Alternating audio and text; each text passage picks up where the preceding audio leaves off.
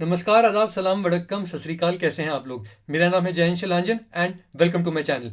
दोस्तों, आज हम बात करने वाले हैं ब्लिंकिट के बारे में। ब्लिंकिट जो कि जोमेटो की एक सब्सिडियरी है, क्विक कॉमर्स बिजनेस में काम करती है। एंड पहले हम इसका सारा डेटा हम लेंगे, उसको हम सारा तोड़ेंगे मरोड़ेंगे, हम उससे जो भी इंसाइट्स निकालती हैं वो निकालेंगे एंड उससे हम समझेंगे कि बिजनेस एग्जैक्टली कैसे चल रहा है, क्या चल रहा है। इसी के साथ शुरू करते हैं, आइए। तो दोस्तों, जब हम ब्लिंकिट की बात कर रहे हैं, अगर हम उसके बिजनेस को समझना चाहते हैं, हम शुरुआत हम करेंगे सीधा एओवी और जीओवी से। ठीक है, ये इसलिए ज़रूरी है क्योंकि मेजॉरिटी जितने भी आगे मेट्रिक्स हम डिस्कस करने वाले हैं वो कहीं ना कहीं इन दो से ही डिराइव होने वाले हैं। ठीक है, तो जब हम इसकी बात करते हैं तो पहले ये समझ लेते हैं कि एग्जैक्टली ये है क्या। एओवी होता है आपका एवरेज ऑर्डर वैल्यू, जीओवी आपका होता है क्या, ग्रॉस ऑर्डर वैल्यू।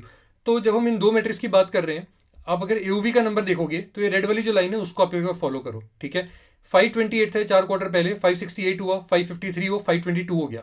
तो पहले बढ़ा, बाद में हल्का नीचे आ गया, बट मोरलेस रेंज बाउंड है, एक ही रेंज के अंदर ये चल रहा है। ठीक है, अब अगर आप इसको इसके कॉम्पिटिटर से कंपेयर करोगे दोस्तों, तो अगर आप जेप्टो का केस लोगे तो उसका एवरेज ऑर्डर वैल्यू कहीं ना कहीं 400 के आसपास चल रहा है, एज पर द कैन का रीसेंट रिपोर्ट। ठीक है, एंड ये नंबर जो वहां पे पहुंचा है, कैन के रिपोर्ट में ऐसा लिखा गया था कि ये धीरे धीरे बढ़ के 400 तक आया है। जबकि हम देख सकते हैं कि अगर हम ब्लिंकिट का केस लेते हैं, वो काफी समय से इसी रेंज में चल रहा है और उससे काफी ऊपर है। तो पहली बात तो ये हमें अच्छी दिख रही है कि जेप्टो से काफी ऊपर चल रहा है ये, अगर इसका एवरेज ऑर्डर वैल्यू की बात की जाए तो। सेम वे अगर मैं स्विगी इंस्टामार्ट की बात करता हूँ, तो स्विगी ने कहीं रिपोर्ट नहीं किया है, बट इकोनॉमिक टाइम्स ने लगभग 2 या 3 महीने पहले रिपोर्ट किया था कि स्विगी इंस्टामार्ट का जो एवरेज ऑर्डर वैल्यू वो कहीं ना कहीं 450 के आसपास चल रहा है, 450 के आसपास। ठीक है, तो इधर भी अगर हम कंपेयर करते हैं जेप्टो स्विगी इंस्टामार्ट से, तो हमें दिखता है ब्लिंकिट का एवरेज ऑर्डर वैल्यू काफी सुपीरियर चल रहा है, इतना तो क्लियर है। और दूसरी तरफ जब हम ग्रॉस ऑर्डर वैल्यू की बात करते हैं दोस्तों, तो हमारे पास जेप्टो और स्विगी इंस्टामार्ट के नंबर्स तो नहीं है, बट हमें यह दिख रहा है कि अगर मैं यहाँ पे कंपेयर करता हूँ क्वार्टर ऑन क्वार्टर के हिसाब से, तो स्विगी सॉरी तो ब्लिंकिट ने काफी सॉलिड यहाँ पे ग्रोथ देखी है। राइट, ऑलमोस्ट 12 बिलियन यानी कि 1200 करोड़ का जो आपका हर क्वार्टर का आपका बिजनेस हो रहा था ग्रॉस ऑर्डर वैल्यू की टर्म्स में, वो बढ़ के आपका 2050 करोड़ के आसपास आ चुका है, 2050 करोड़, यानी कि 20.5 billion rupees, which is a very significant sum. Right, and ये सारा 4 क्वार्टर के अंदर हुआ है, कंसिस्टेंटली हुआ है, लगातार यहाँ पे ग्रोथ आपने को देखने को मिली है।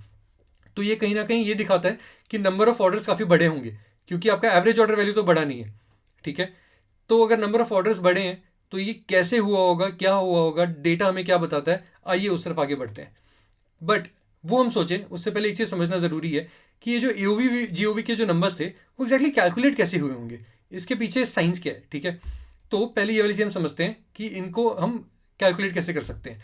तो आप ये एक स्क्रीनशॉट देखो जो कि मैंने मतलब कि निकाला है। ठीक है, आपके पास एक प्रोडक्ट है डेलमोंटे का पिज्जा एंड पास्ता सॉस, जो कि 110 का उसका एमआरपी है, उसको डिस्काउंट करके 84 पे दे रहे हैं। ठीक है, एंड इसके ऊपर इन्होंने डिलीवरी चार्ज लगा दिया 30 रुपीज़ का, हैंडलिंग चार्ज 2 रुपीज़ का, late night convenience charge 10 rupees का। इन तीनों को एक तरह से डिलीवरी चार्ज ही आप कह सकते हैं, जो कि आपका हो जाता है 42 रुपीज़।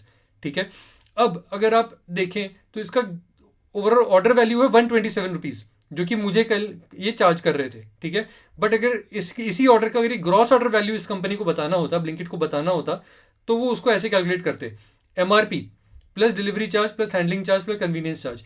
पॉइंट नोटिस, यहाँ पे एमआरपी है पहली बात। दूसरी बात, इसमें खाली खाने की या जो भी आपने सामान मंगाए उसकी वैल्यू नहीं है, डिलीवरी चार्ज वगैरह सब कुछ आ जाता है। ठीक है, तो यहाँ पे आपका 84 की जगह आपका 110 आ गया एंड बाकी सारे नंबर्स एज इट इज आ गए।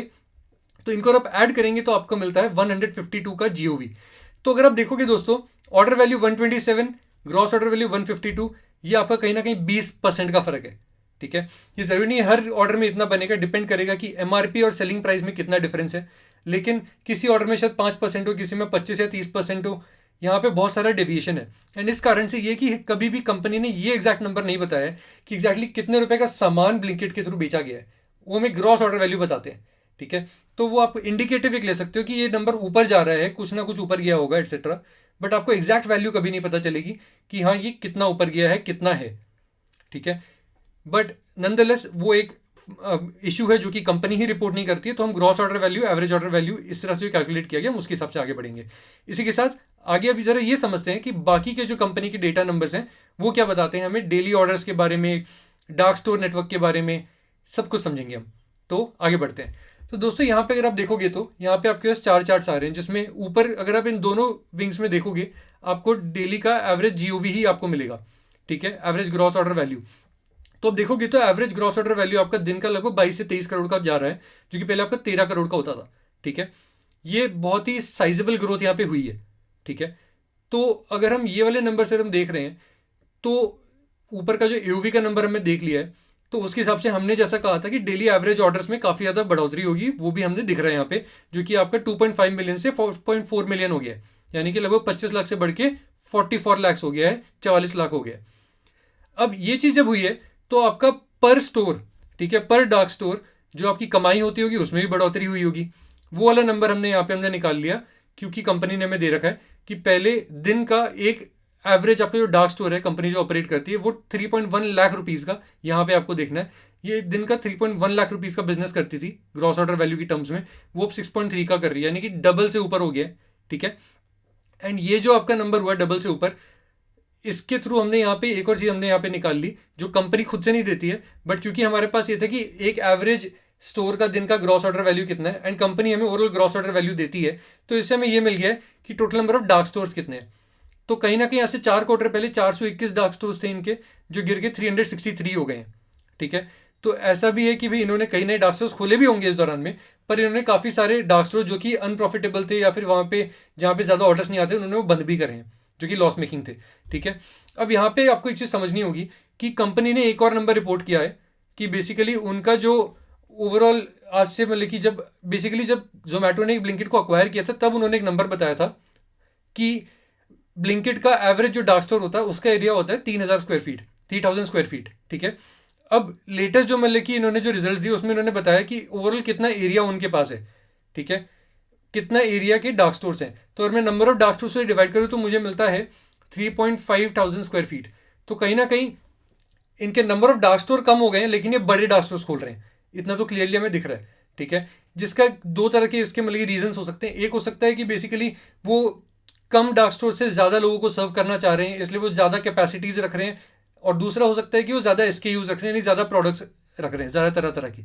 ठीक है, एंड कहीं ना कहीं ये आपको इससे भी आपको ये रिलेटेबल लगेगा कि अब कंपनी 10 मिनट में डिलीवरी करने का प्रॉमिस एग्जैक्टली इतना प्रमोट नहीं करती है, क्योंकि मेजॉरिटी टाइम्स जब आप ऑर्डर करोगे तो कहीं आपका ऑर्डर 15 मिनट में 20 मिनट में आ रहा है, क्योंकि डार्क स्टोर्स अभी पहले से कम कर चुके हैं, डार्क स्टोर्स थोड़े दूर होते हैं बहुत सारे लोकेशन, तो डिलीवरी करने में ज़्यादा टाइम लगता है। बट कहीं ना कहीं हमें इस स्लाइड में ये क्लियर हो गया है कि इन्होंने अपने नंबर ऑफ डार्क स्टोर्स इन्होंने घटाए हैं, एंड डार्क स्टोर्स इन्होंने घटाए हैं उनको बड़ा बनाते हुए। ठीक है, अब जो नए वाले डार्क स्टोर्स खोल रहे हैं वो थोड़ा बड़ा बना रहे हैं, जिसके थ्रू ये करते हैं कि एक ही डार्क स्टोर्स के थ्रू ये ज़्यादा बड़े नेटवर्क को ये लोग डिलीवर कर पाते हैं, ज़्यादा ऑर्डर से लोग फुलफिल कर पाते हैं। ठीक है, ये सारा कुछ हमें यहाँ पे क्लियर हो रहा है। ठीक है, अब इसी के आगे बढ़ते हैं और ज़रा ये समझते हैं कि अगर आपका ओवरऑल बिजनेस अगर आपका ऐसा चल रहा है तो क्या ऑर्डर फ्रीक्वेंसी बढ़ी है, क्योंकि हमने ये देखा नंबर ऑफ ऑर्डर्स बहुत तेजी से बढ़े हैं। ठीक है, तो दो ही केस हो सकते हैं, या तो ये कि ऑर्डर फ्रीक्वेंसी बहुत ज़्यादा बढ़ गई या फिर यूज़र बहुत ज़्यादा बढ़ गए हो। ठीक है, कि ऑर्डर करने वाले लोग बहुत ज़्यादा बढ़ गए। तो समझते हैं एग्जैक्टली हुआ क्या है। तो दोस्तों जब आप डेटा देखोगे ना आपको मिलेगा कि नंबर ऑफ जो ट्रांजैक्टिंग यूजर्स हैं आप देखोगे यहाँ पे काफ़ी तेज़ी से ऊपर बढ़ा है, हर क्वार्टर ऑन क्वार्टर ऊपर बढ़ा है। कहीं ना कहीं आपके महीने के आपके महीने के एवरेज कहीं ना कहीं आपके 22 मिलियन ट्रांजैक्टिंग यूजर्स थे। ठीक है, जो कि आपका लगभग 2.2 CR होता है, लगभग 2 करोड़ के आसपास, वो बढ़ के आपका 3.9 CR के आसपास हो गया, 39 मिलियन हो गया, यानी कि ऑलमोस्ट 4 करोड़। ठीक है, एंड ये जो ग्रोथ हुई आपकी नंबर ऑफ यूजर्स में, इसके साथ साथ आपका जो एवरेज जो ऑर्डर पर यूजर है पर मंथ उसमें कोई बढ़ोतरी नहीं, वो हमेशा से आपका कांस्टेंट रहा है कहीं ना कहीं 3.3 3.4। इसका कहीं ना कहीं ये मतलब बनता है कि शायद अगर मैं क्विक कॉमर्स की बात करूं कि भाई 10-10 मिनट में 15 मिनट में जल्दी से मुझे डिलीवरी चाहिए किसी सामान की, इसका कहीं ना कहीं पोटेंशियली शायद ये होगा कि आदमी एक एवरेज यूजर महीने में शायद 3 से 4 बार ही ऑर्डर करता है। ठीक है, एंड अगर ऐसा है और अगर आपका AOV में स्लाइट आपका फॉल है, ठीक है, तो ओवरऑल जो आपका पर यूजर जो आपका बिजनेस आ रहा है GOV टर्म्स में, वो कहीं ना कहीं आपका हल्का गिरने लग गया है। बेसिकली इसका मतलब क्या है कि पर मंथ एक एवरेज यूजर आपको लगभग 1,900 रुपये की, आपको 1,900 रुपीज़ की आपको ग्रॉस ऑर्डर वैल्यू दे रहा था, जो गिर के आ गया है आपका लगभग 1,750 रुपीज़ पे, 1,750 रुपये पे। यानी इतना क्लियर है कि ओवरऑल पर यूजर लेवल पे देखो तो ये नंबर हल्का नीचे है, बट टू बी फेयर वो इसलिए भी हो सकता है और इनफैक्ट शायद उसी कारण से है कि यहाँ पे नंबर ऑफ यूजर्स में काफ़ी तेज़ी से बढ़ोतरी भी हुई है, एंड नए नए जो यूजर्स हैं वो शायद उतना फ्रीक्वेंटली यूज़ नहीं करते होंगे, उतना ज़्यादा बिजनेस नहीं लाते होंगे कंपेयर टू ओल्डर यूजर्स। ठीक है, तो यहाँ पे उतना सा बेनिफिट ऑफ डाउट हमें देना पड़ेगा, बट ओवरऑल अगर हम समझें तो इतना लेकिन क्लियर है कि एवरेज ग्रॉस ऑर्डर वैल्यू जो कि हम पर यूजर हम देख सकते हैं उसमें कहीं ना कहीं एक सीलिंग है कि वो महीने के आपके 3 से 4 ऑर्डर करता है, जिसमें बेसिकली वो आपको 1700 से 1900 के बीच की या उसके आसपास की आपको जीओवी टर्म्स में बिजनेस आपको दे देता है। ठीक है। अनफॉर्चुनेटली कंपनी खुद हमसे शेयर नहीं करती है कि कितना पुराना यूजर कितनी बार ऑर्डर करता है, कि कोहॉर्ट वाइज यूजर फ्रीक्वेंसी क्या चल रही है। तो वो डेटा अगर हमें मिलता है तो हम और बेटर से समझ पाते। बट अगर वो नहीं मिल रहा तो हम ओवरऑल हम ये देख सकते हैं कि एब्सोल्यूट टर्म्स में पूरे यूजर बेस पे उस हिसाब से देखा जाए तो एक एवरेज यूजर 3 से 4 ऑर्डर्स करता है, इतना हमें क्लियर है। तो हमने देख लिया है कि एवरेज जीओवी पर यूजर लेवल पे क्या चल रहा है, एंड एग्जैक्टली ग्रोथ आपके नंबर ऑफ ऑर्डर फ्रीक्वेंसी से नहीं आ रही है, आपके नंबर ऑफ यूजर से आ रही है। अब नंबर ऑफ यूजर्स अगर आप इतना बढ़ा रहे हैं तो नेचुरल है उसके लिए आप स्पेंड कर रहे होंगे, आप मार्केटिंग कर रहे होंगे, फिर आप डिस्काउंट ज़्यादा दे रहे होंगे, ये सारी चीज़ें आप कर रहे होंगे, तो उसका इम्पैक्ट भी आता है। समझेंगे वो सब कहाँ पे आता है। बट पहले एक बार आगे बढ़ते हैं और सीधा एक मुद्दे पे आते हैं कि दोस्तों जब हम फिर ये सारा डेटा देख चुके हैं तो पैसा कहाँ है। ठीक है, पैसे के टर्म्स में क्या बात हो रही है, एग्जैक्टली क्या बिजनेस आ रहा है। तो दोस्तों आइए समझते हैं रेवेन्यू के टर्म्स में। ठीक है, अब रेवेन्यू अगर देखोगे कंपनी की, तो कंपनी का रेवेन्यू लगातार बहुत तेजी से बढ़ा है। ठीक है, महीने का 164 करोड़ से बढ़कर के 362 करोड़ हो गया है, सॉरी क्वार्टर का। ठीक है, जो कि बहुत ही सॉलिड यहाँ पे जंप आई है। और ये जंप होने के 3 मेजर कारण है। ठीक है, पहला कारण है कस्टमर डिलीवरी चार्जेस।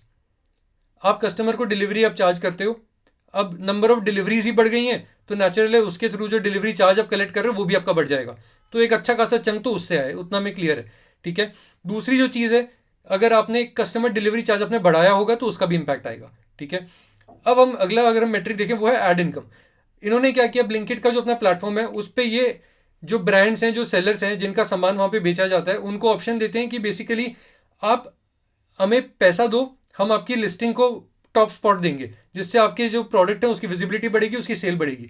ठीक है, इस तरह की तरह तरह के एड्स वो करते हैं। प्लस वो आपको इस तरह के ऑप्शंस भी देते हैं कि बेसिकली अगर आप जैसे डिलीवर कर रहे हो किसी के घर पे, तो उसमें मतलब कि हम किसी प्रोडक्ट को हम प्रमोट कर सकते हैं, उसके पैम्पलेट डाल सकते हैं, उसके सैंपल्स डाल सकते हैं। इस तरह की तरह तरह के एड कैंपेन्स ये लोग चलाते हैं अपने ब्रांड्स के लिए, जिनके साथ ये काम करते हैं, एंड उससे भी इनकी अच्छी खासी कमाई होती है। एंड इनफैक्ट अगर आप मैनेजमेंट गाइडेंस पढ़ोगे तो आपको ये पता चलेगा कि मैनेजमेंट एड इनकम को लेकर के काफ़ी बुलिश है। उनको लगता है कि इससे काफ़ी अच्छा खासा बिजनेस निकाला जा सकता है, काफ़ी अच्छी ग्रोथ आ सकती है। एंड उन्होंने ये भी बोला है कि इससे काफ़ी ग्रोथ आई भी है, ऑल्दो नंबर्स डिस्क्रीटली उन्होंने शेयर नहीं किए हैं एग्जैक्टली कि कितने नंबर्स हैं। ठीक है, तो वो एक बात हुई। और तीसरा एंड ऑब्वियस फैक्टर है rising sales from its own and franchisee dark stores. अब जो डार्क स्टोर्स हैं इनके, जो ये खुद चला रहे हैं, फिर जो फ्रेंचाइजी टर्म्स पे इनके डार्क स्टोर चल रहे हैं, जितने ऑर्डर्स आ रहे हैं उसके हिसाब से सेल होती है। सेल होती है तो हर सेल पे कुछ ना कुछ कमाने की कोशिश करते हैं, वहां से उनका रेवेन्यू तो आता ही है। अगर ऑर्डर डिलीवर करने में लॉस भी हो रहा है ओवरऑल, तो भी ओवरऑल रेवेन्यू तो आ रहा है। ठीक है, अगर ऑर्डर बढ़ रहे हैं तो ये 3 तरीके हैं जहां से बेसिकली इनका रेवेन्यूज इनकी काफ़ी बढ़ रहा है। हम देख सकते हैं एक क्वार्टर में 44% का जंप, देन 26%, देन अगेन 20% का जंप। तो कहीं ना कहीं ग्रोथ रेट हल्का स्लो हो रहा है कि बेस काफ़ी बड़ा हो गया, but nonetheless numbers are very solid out your revenue के, जो हमें कहीं ना कहीं सेटिस्फाई करते हैं। And biggest reasons are customer delivery charges and ad income, ये हमें लेकिन समझना बहुत ज़रूरी है। ठीक है, ये क्यों जरूरी फिर से बता देता हूँ, क्योंकि जो डिलीवरी चार्जेस है वो मोरलेस आप नाम के लिए बुक कर रहे हो, आप आगे ये सारा खर्चा कर देते हो, इस पर आप शायद ही आप कुछ कमाते हो। ठीक है, एंड जो एड इनकम है वो काफ़ी सॉलिड एक स्ट्रीम बनती है, उससे आप अच्छा खासा पैसा बना सकते हो। So that is really appreciable कि बिजनेस उस पर फोकस कर रहा है। एंड बाकी कोर बिजनेस से जो ग्रोथ आ रही है वो तो आ ही रही है, बट एक्जैक्टली ब्रेकडाउन हमारे पास है नहीं, कंपनी रिपोर्ट नहीं करती कि एड इनकम से कितना आया, डिलीवरी चार्जेस से कितना आया, एंड एक्चुअल प्रोडक्ट्स के सेल से कितना आया। ठीक है, तो रेवेन्यू अगर आपका ये चल रहा है तो अब जरा कंट्रीब्यूशन पे आते हैं कि ये सब जो भी आप कर रहे हो कोशिशें, आप ऐड दिखा रहे हो, आप डिलीवरी वाला नंबर ले रहे हो, एंड आप प्रोडक्ट्स बेच रहे हो, उन सब के एंड रिजल्ट क्या आ रहा है कंट्रीब्यूशन का। ठीक है, तो कंट्रीब्यूशन टर्म्स पर देखा जाए तो देखो पर डार्क स्टोर लेवल पे सेल्स इनकी काफ़ी बढ़ गई है, हमने देखा जैसे कि अभी। ठीक है, जीओवी टर्म्स में हमने देखा, पर डे ऑर्डर के बेसिस पे भी देखा, तो वो बढ़ा। तो पर डार्क स्टोर आपका फिक्स जो आपके एक्सपेंसेस हैं, रेंटल जा रहा है, एम्प्लॉय कॉस्ट जा रहा है, एटसेट्रा, इलेक्ट्रिसिटी कॉस्ट जा रहा है, ऑपरेशनल कॉस्ट जा रहा है, वो सब तो फिक्स्ड है। ठीक है, उस पर अगर आप ज़्यादा ऑर्डर निकाल रहे हो तो आपके वो वाले खर्चे कवर करना आसान हो जाता है। तो ये क्लियर कट आपको बेनिफिट देता है कि कंट्रीब्यूशन प्रॉफिट जो है आपका वो लगातार आपका इंप्रूव होते जा रहा है, लॉस यहाँ पे आपका कम होता जा रहा है, ये हम देख सकते हैं। एंड बहुत अच्छा लगेगा अगर ये बहुत जल्द पॉजिटिव भी हो तो। ठीक है, हम देख सकते हैं कितनी तेजी से कम हुआ है। लेकिन जब हम इसकी बात करें तो ये समझ लेना जरूरी होगा कि कंट्रीब्यूशन प्रॉफिट ये डिफाइन कैसे कर रहे हैं, उसमें क्या है और क्या नहीं है, ये समझना थोड़ा सा इंपॉर्टेंट है दोस्तों। तो हम कंपनी का ही डेफिनेशन लेते हैं, उसको जरा समझते हैं। तो कंपनी का जब डेफिनेशन देखोगे तो अभी थोड़ा कॉम्प्लिकेटेड सा लग रहा है, इसलिए मैं सीधी भाषा में इसको यहाँ बता देता हूँ कि इसके अंदर बेसिकली सब कुछ रखा है सिवाय मार्केटिंग एंड ब्रांडिंग स्पेंडिंग के। ठीक है, इन्होंने उसमें एक और चीज हटा दी है, कॉर्पोरेट ओवरहेड्स और टेक एक्सपेंसेस। तो मतलब अच्छा खासा कॉस्ट है जो इसके अंदर रखा ही नहीं है। ठीक है, ऊपर से फिर बाद में आपका एक और आपका कॉस्ट आपका आ जाता है जो आपका होता है शेयर बेस्ड पेमेंट्स, कि अगर आपने लोगों को स्टॉक्स दे रखे हैं तो उसका एक्सपेंस तो अलग है। ठीक है, तो बेसिकली आपको जो कंट्रीब्यूशन का जो फिगर जो अभी मिल रहा है वो कहीं ना कहीं आपका ऑपरेशनल प्रॉफिट की तरफ आप कितनी जा रहे हो वो आपको बता रहा है, excluding marketing and branding, corporate overheads and tech expenses. इसको आपको ऐसे समझना है। तो आपको ये समझना है कि ये क्यों इतना जरूरी हो जाता है कि ये नंबर आपको पॉजिटिव में आए, क्योंकि ये पॉजिटिव में आएगा ना, उसके बाद जाके ये खर्चे आपके निकलने आपके शुरू होंगे कि ठीक है आप मार्केटिंग ब्रांडिंग भी अब आपका कहीं ना कहीं आपका लॉस आपका होना कम होगा, फिर आप कॉर्पोरेट ओवरहेड्स भी आप कम अप कर दोगे कि आपके एक्सपेंसेस वो हैं कवर होने लग गए हैं, इतना वहां से कमाई आने लग गई है, और फिर आप टेक एक्सपेंसेस कवर करोगे। ठीक है, इसलिए समझना जरूरी था। तो दोस्तों ये जो था हमारा पूरा एनालिसिस, इसमें हमने पूरा बिजनेस हमने समझा कि हर नंबर के हिसाब से ब्लिंकिट कहाँ जा रहा है, कैसा चल रहा है, आगे क्या हमें स्कोप दिख रहा है, कौन सा मेट्रिक क्या बोलता है। आपको ये एनालिसिस कैसा लगा हमें कमेंट में जरूर बताएं। कोई सवाल हो तो प्लीज ड्रॉप करें, कोई सजेशंस हो तो वो भी बताएं। एंड अगर आपको एनालिसिस अच्छा लगा तो do like the video, do share it, and आप अगर ऐसे ही डीप डाइव्स और देखना चाहें तो do subscribe to the channel. हम ऐसा वीडियो हर मंडे, वेडनेसडे एंड फ्राइडे शाम को 6 बजे आपके लिए लेके आते हैं। Thank you so much, bye.